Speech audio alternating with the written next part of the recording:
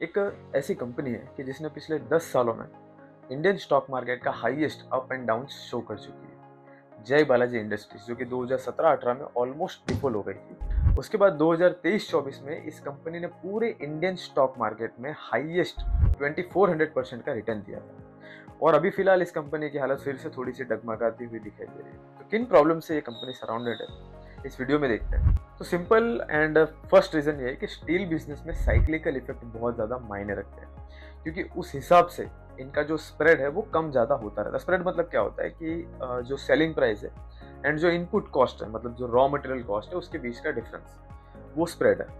और इन कंपनीज में fix cost बहुत हाई रहती है एंड स्टेबल रहती है। हाई रहती है बट स्टेबल रहती है। तो जरा सा भी अगर स्टील प्राइसेस बढ़ते हैं तो प्रोपोर्शनली इनका जो रेवेन्यू बढ़ता है, तो वो जो एक्स्ट्रा रेवेन्यू है उसका मोस्ट ऑफ द पार्ट जो है वो सीधा प्रॉफिट में कंट्रीब्यूशन करता है। और सेम इसका उल्टा होता है जब स्टील प्राइसेस डाउन होते हैं। इसीलिए आपने नोटिस किया होगा कि इन स्टील कंपनीज में जो रेवेन्यू लेवल पर है वहाँ पे जो डिफरेंस आता है या जो उतार चढ़ाव आता है बहुत ही मिनिमम रहता है, लेकिन प्रॉफिट्स में ड्रास्टिक चेंज आ जाता है। तो 2018 में जब ये कंपनी बैंकरप्ट होने वाली थी, तब मेजर प्रॉब्लम ये थी कि आपने सुना होगा कोल ब्लॉक स्कैंडल, कि जिसमें कुछ सिलेक्टेड कंपनीज के जो कोल परचेस करते हैं, गवर्नमेंट ने इन कंपनीज के लिए एक कमेटी बनाई, एक लीगल रूट बनाया कि जिसके तहत इन कंपनीज को सस्ते में कोल मिल जाता था।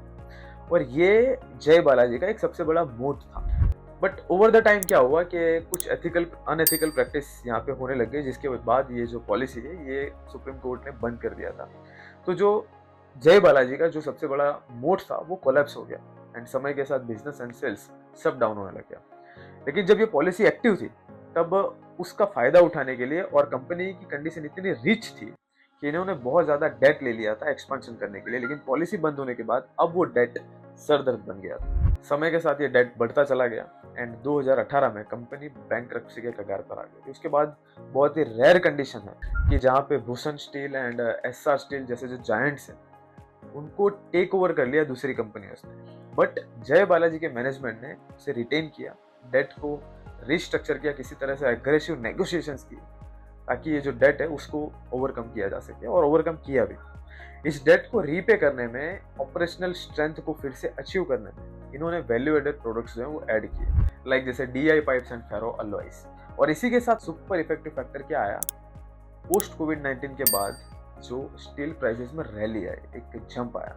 तो जैसा कि हमने देखा स्टील प्राइसेस बहुत बढ़े तो इनके मार्जिन भी बहुत ज्यादा बढ़ गए। वैल्यू एडेड प्रोडक्ट से अच्छा खासा इन्होंने कैश जनरेट किया एंड प्रमोटर ने खुद का अपना पर्सनल 250 करोड़ का कैपिटल कंपनी में इंफ्यूज किया। हुआ ये कि 2023-24 में पिक्चर पूरी तरह से चेंज हो गई।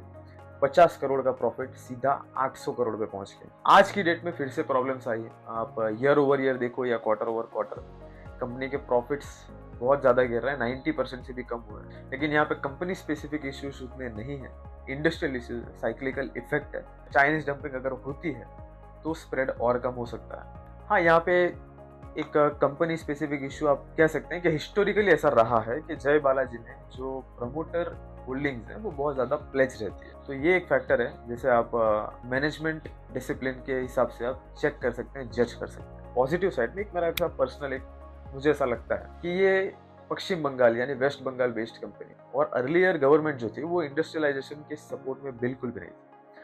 अब जो गवर्नमेंट आई है वो इंफ्रा पुश, इंडस्ट्रियलाइजेशन एंड जल जीवन योजना जैसी डेवलपमेंट एक्शंस थोड़े ज़्यादा लेती है। तो अगर डेफिनेटली जय बालाजी को फायदा हो सकता है, क्योंकि current government infra focused and industry favourable policies में काम करती है। तो इन सभी पैरामीटर्स को डिटेल में समझना जरूरी है बिफोर टेकिंग एनी डिसीजन।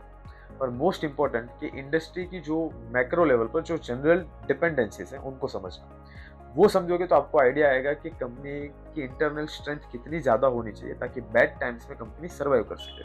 तो फाइनली इस वीडियो को एंड करते हैं, और अगर ये वीडियो आपको इन्फॉर्मेटिव लगा हो तो जरूर आप इस चैनल को सब्सक्राइब एंड वीडियो को लाइक जरूर कीजिए।